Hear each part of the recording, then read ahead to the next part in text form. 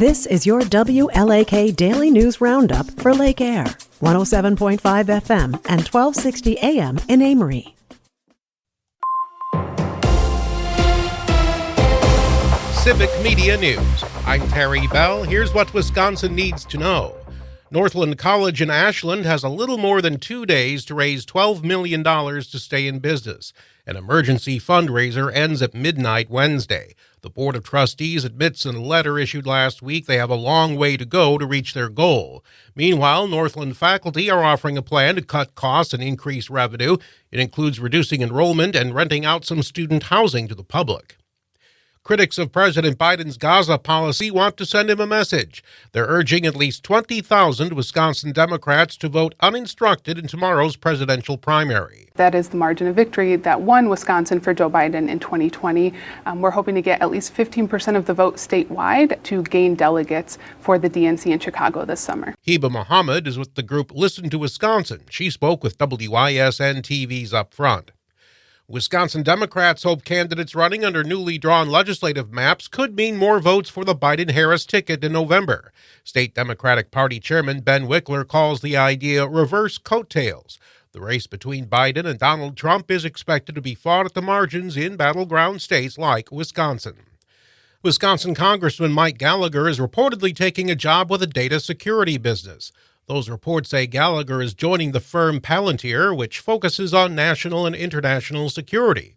One of Gallagher's main causes was concerns about the security risks posed by the social media app TikTok. Gallagher leaves Congress on the 19th. Children in Wisconsin from low-income homes will get nutritious food this summer. Wisconsin is taking part in the federal Summer Electronic Benefit Transfer Program. Qualifying families will get preloaded debit cards to use to buy groceries. We've got families with low incomes, most of them working, by the way, but just not able to put that extra meal on the table for kids who are at home during the summer months. Shelley Forner is with the Hunger Task Force of La Crosse. I'm Terry Bell, Civic Media News. Now here's what you need to know closer to home. For WLAK News, I'm James Kelly. As the deadline for Northland College's fundraiser approaches, some alumni have made a significant donation. The Ashland School is setting a deadline of April 3rd to raise $12 million, or they would be forced to begin the closing process at the end of the school year. A group of alumni made a $200,000 pledge with the condition that the campus be opened for community use, elder housing, and rentable lab space. The group hopes giving the school a bigger community footprint will ensure long-term success.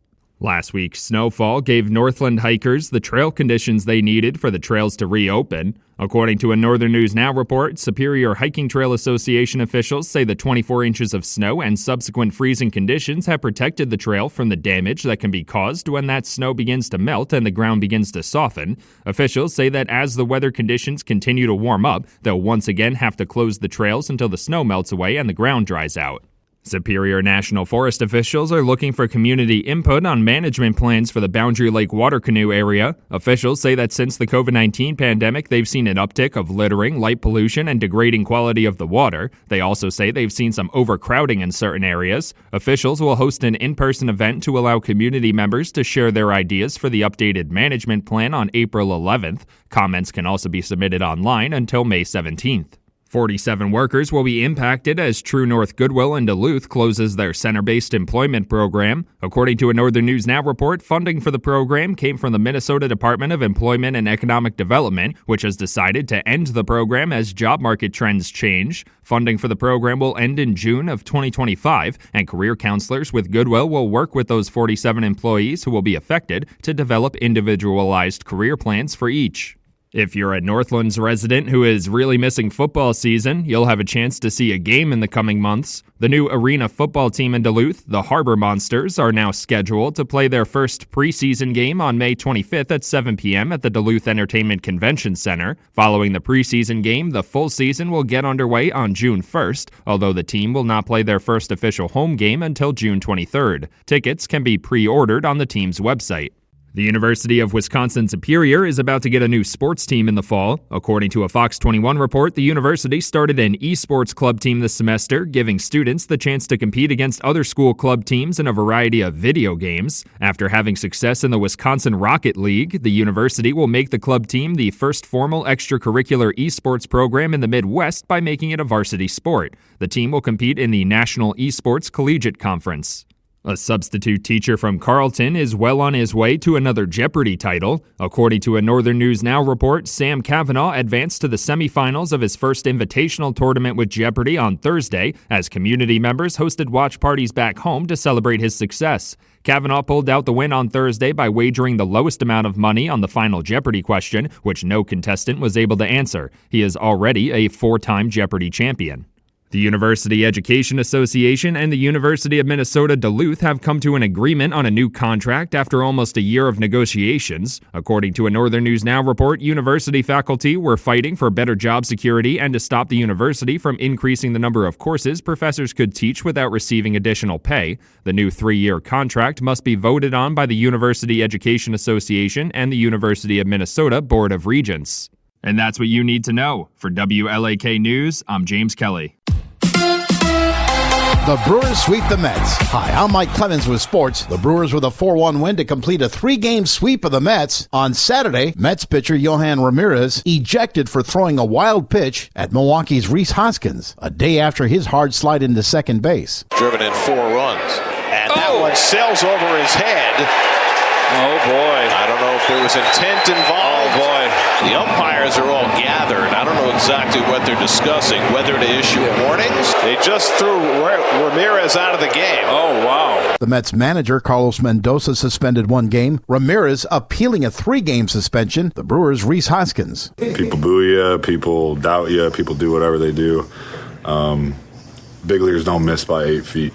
NBA, the Bucks with a win in Atlanta over the weekend. They play the Wizards tomorrow night. College basketball, the Badgers women's team in the WNIT Grade 8. They host St. Louis in the Kohl Center tonight. You know, obviously really excited for our players and the program to be able to take another step towards what it is that we're trying to accomplish and being able to play. I think our kids are really excited. I'm really excited. And I think, you know, it shows that we're headed in the right direction. That's Wisconsin's women's head coach, Marissa Mosley. With sports, I'm Mike Clemens.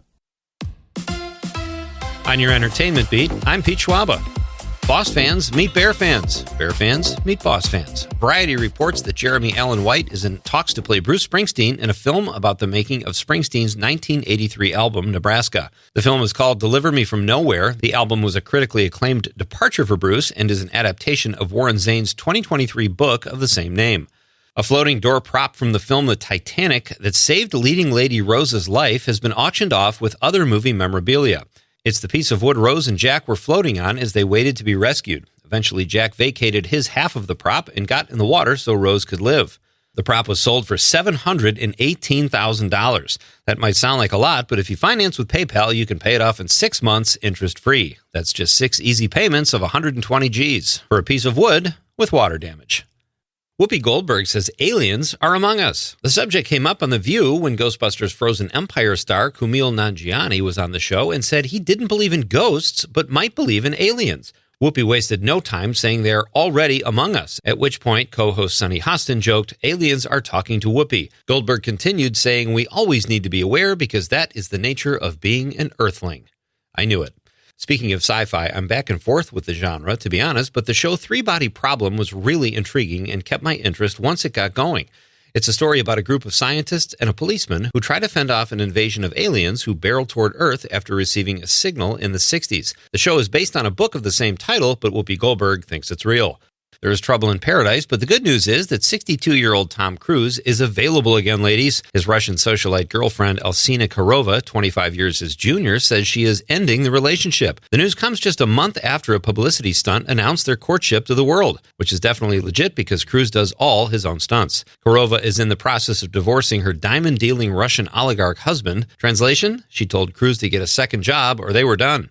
The hips really do tell the truth. And now there is proof. Jimmy Fallon and Drew Barrymore gave pop star Shakira's famous hips a polygraph test to see if they do or do not, in fact, lie. Get it? The gag was part of a cold open on The Tonight Show. Fallon and Barrymore monitored the results as the pop star shook her famous hips, which they concluded were not lying. Shakira felt vindicated and breathed a sigh of relief because polygraphs aren't always accurate, and she was looking at life without parole. For more showbiz fun, tune in to Nightlight with me, Pete Schwaba, every night between 7 and 9 p.m. on the Civic Media Radio Network. It is going to be cloudy with scattered off and on rain showers today. Our high 47 this afternoon. The wind east to northeast at 5 to 15. Tonight, partly cloudy, 29. Tomorrow, some sun in the morning, then cloudy with scattered showers in the afternoon near 50. By Wednesday, partly cloudy and windy with a high of 46. I'm meteorologist Sean Cable. Outside now, it's 33. That's your WLAK Daily News Roundup from Civic Media. Subscribe to this podcast on Spotify, Apple, or wherever you find your podcasts. Find more news at lakeair.radio.